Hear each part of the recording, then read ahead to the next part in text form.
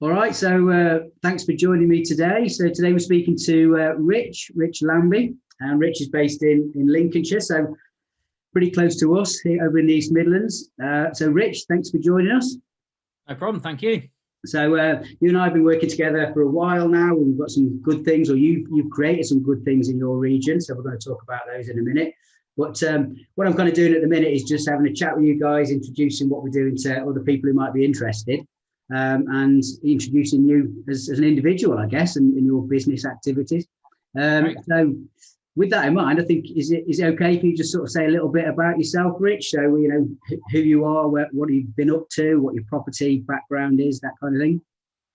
Yeah, no problem at all. So originally I come from a motor industry background. I've been an auctioneer for a large auction company for probably nigh on 20 years now.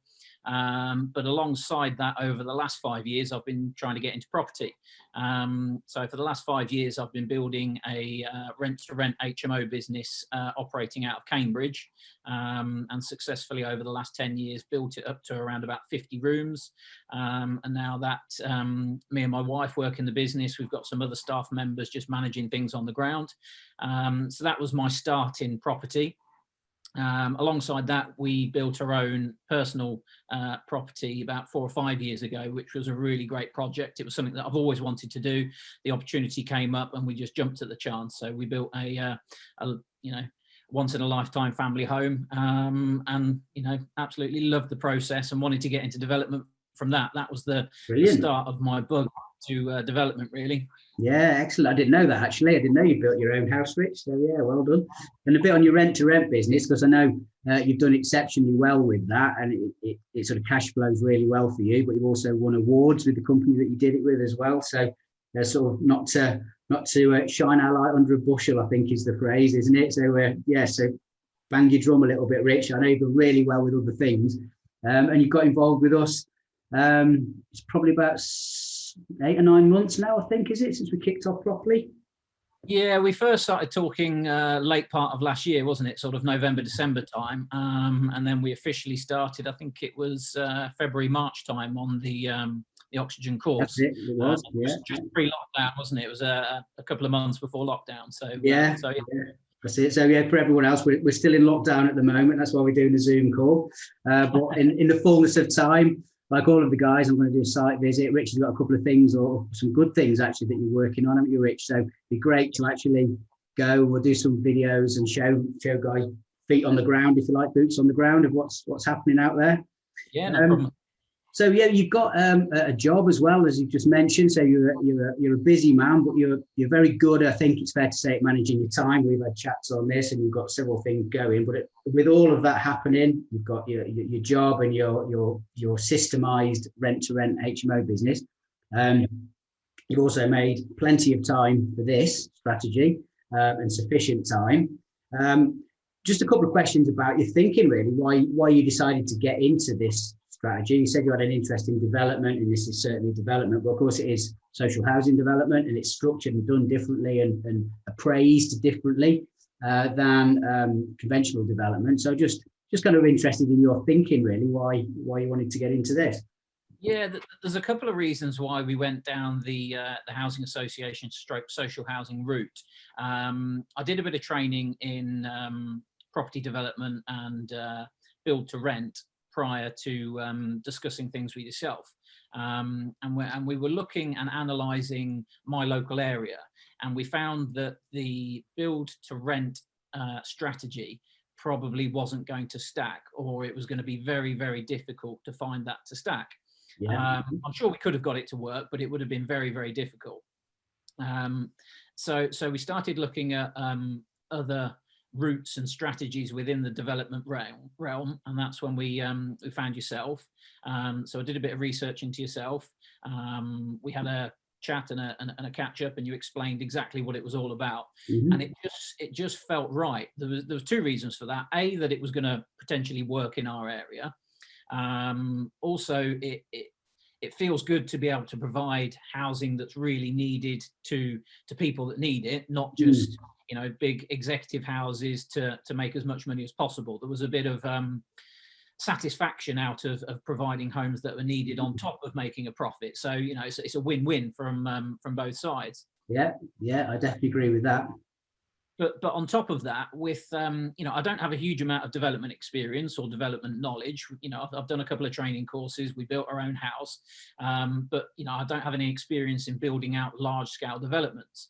And this is when it became quite interesting, because you showed me the route where I can partner with people that have that development experience. So that we could do the larger scale developments and get the larger scale profits as such, without having to learn all that development experience that comes with years and years and years of being on the ground and doing smaller developments and building up. So it allowed me to get into that scale of development straight away. Yeah, right. So it was those 2 or 3 factors that it just sat right, and it just really went well.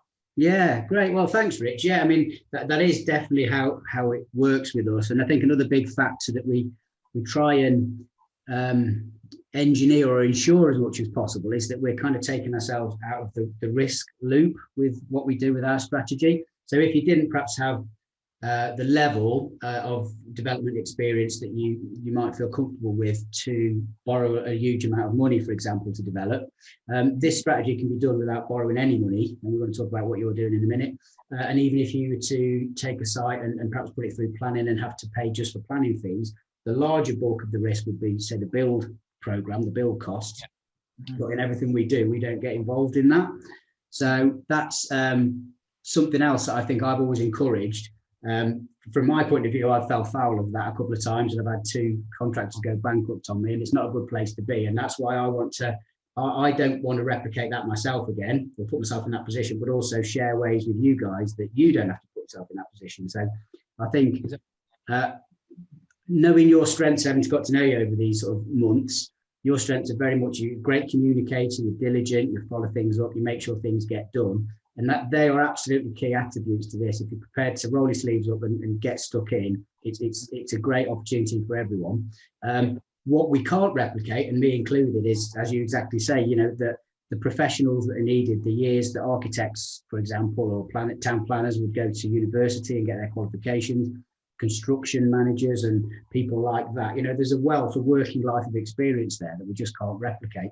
So what we're doing here is exactly as you've said, you're communicating and talking with these seasoned professionals and bringing them all together. And you've definitely nailed that really well. And I think it's brought a couple of pretty exciting opportunities that you're kind of, well, 2 or 3 now, I think, actually. You'll perhaps give a bit more details yourself, but done in a way that you are acting as that kind of glue that brings everything together.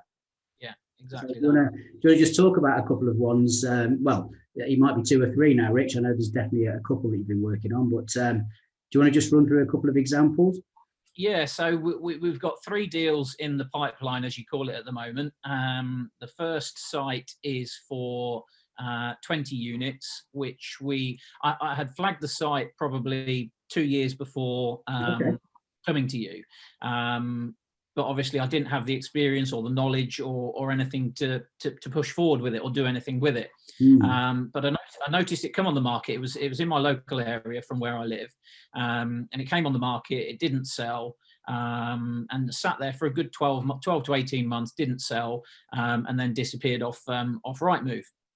However, I had saved the advert on Rightmove onto my homepage on Rightmove, and after a bit of training with yourself, I contacted the agent that was advertising it sort of 2 years ago, started a dialogue with him, and cut a long story short, we've now got a pre-application just about to go in for 20 units on this site, working in partnership with a main contractor. The main contractor is putting all the funds up for the planning process.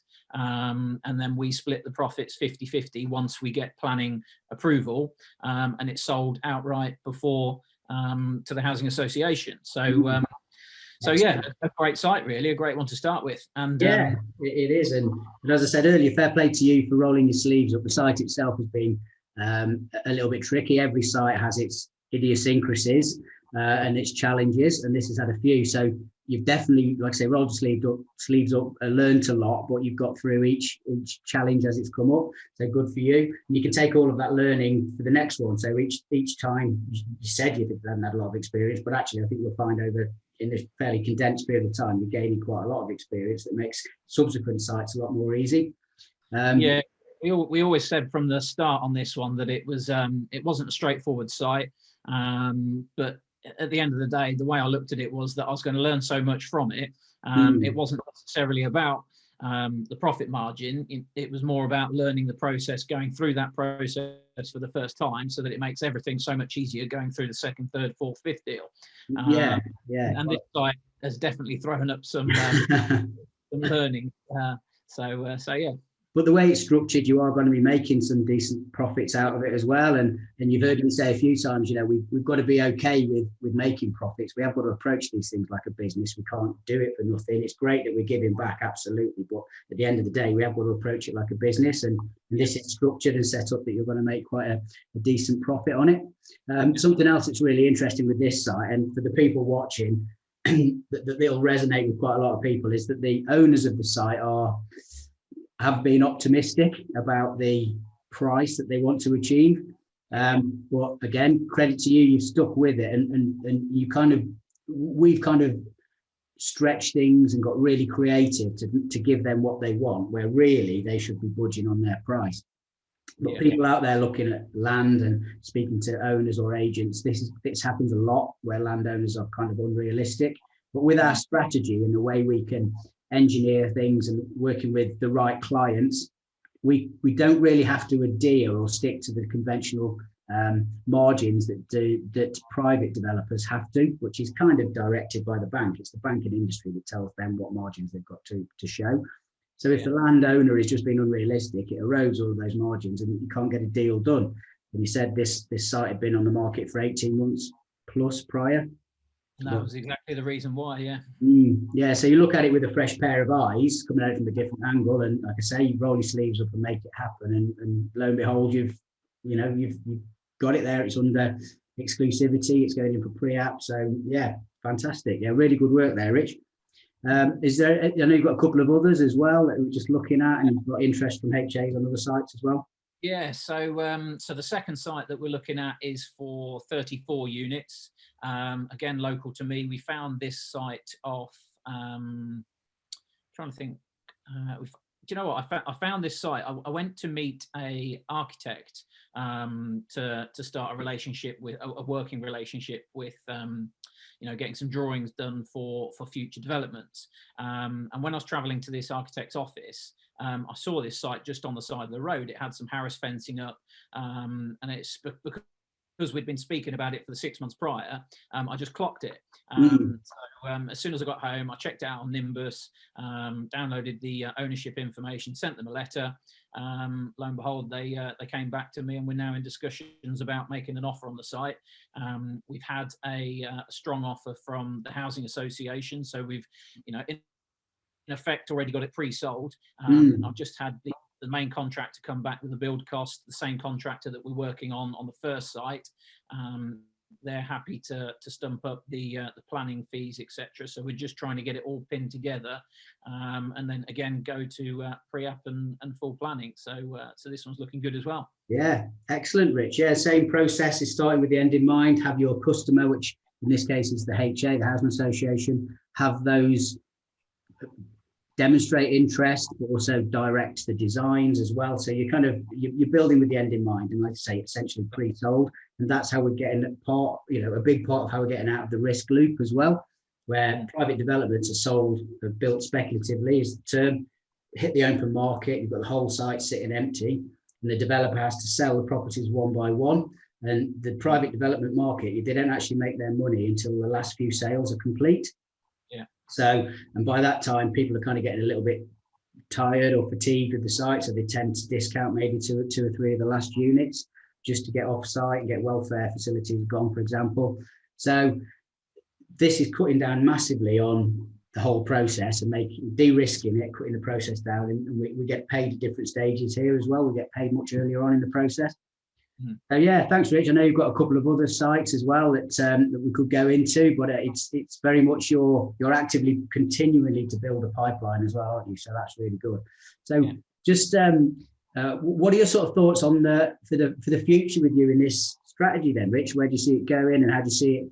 You know, we talked just before we started recording actually about you building assets and you know, generally how this fits in with your life, I suppose, and where it is into the bigger picture for you. Yeah, so you know, we've been talking about this over the last couple of days when we did the planning session yesterday with the rest of the guys. But yeah, the sort of bigger picture for me with the housing association thing is, you know, we want to build long-term wealth, security for the family. You know, I've got other avenues for monthly cash flow. So this is purely about building long-term wealth and security for the family. So all the funds that we're going to make through these developments, we're then going to be buying buy-to-let properties to have a family portfolio to then provide additional income and long-term security for my children, pension pots, you know, et cetera, et cetera. So this half of my work is about security and long-term wealth, whereas my other jobs are about the monthly cash flow and paying the monthly bills. So I'm sort of splitting myself in two. But yeah, this seems to be working really, really well to provide the cash lump sums that I need to be able to build my own portfolio. Yeah, no, that's fantastic. And it's the way you're taking this strategy forward. It is very much a capital strategy. So big lumps of cash coming to you on as these things complete, as these projects complete. Which is fantastic. There are other avenues, and you and I are sort of talking more about these, and you heard me in yesterday's session talk about them a little bit more, that we can work in this social housing arena to actually build cash flow and assets that cash flow. So to acquire properties that have long leases on rather than to be sold to housing associations. So even within this strategy, it's a small change, but that then can go on to achieve your goals. And the buy-to-lets that you're talking about, you know, we're going to be talking about how you can lease those out and how you can work possibly even with the same housing associations that you are now, just giving them a slightly different product. Yeah. So yeah, that's really, really good to hear, Rich, actually, and something that we sort of advocate here anyway is cash flow and then assets and then the capital strategies at the top. So that's all part of what we're talking about as a general, and I know you've really got it, you've really grasped it. So yeah, fantastic, mate. Is there anything else you want to just add, Rich? Because I think we're going to just wrap it up there. So everyone's had a bit of a snapshot of who you are and what we're doing together. So is there anything else you want to add as a bit of a final word, a bit of a conclusion? Well, I just think the housing association strategy is just, you know, it's perfect because everybody wins. You know, we win from making profit. The housing association wins from having partners to deliver their need of housing, and the end users win. So, you know, there's not that many strategies that are win-win-win, but this one certainly is. So yeah, I think it's a great strategy, and it's only going to grow and grow. So now's the time to get into it. Is it, in my opinion, is getting it while everything's still early before everybody else jumps on the bandwagon. Yes, it's a fair point. Yeah, it's a good place. It's a good area to be in, certainly when, let's be honest, it's going to be a rocky road for the next couple of years, isn't it? So it's, you know, the need's going to grow. And if we're in a position to help facilitate that need, deliver the projects for that need, and be part of the kind of machine that's doing it, then I think, yeah, I couldn't agree more, really. That win-win-win is really important. And that, you know, it's part of our kind of ethos as well and what we're always wanting to promote. And like I say, I'm glad you know, I know you've got it, and it's really important that all our guys get it as well. All right. Thanks very much for your time, Rich. I just wanted to sort of touch base with you, share what you're doing. So if it's okay with you, we'll perhaps hop up, meet on site and have a walk around some of your schemes, and that gives a bit of depth for everybody. When we're allowed to leave our houses. But for now, thanks very much, Rich. No problem at all. Thanks a lot. Bye.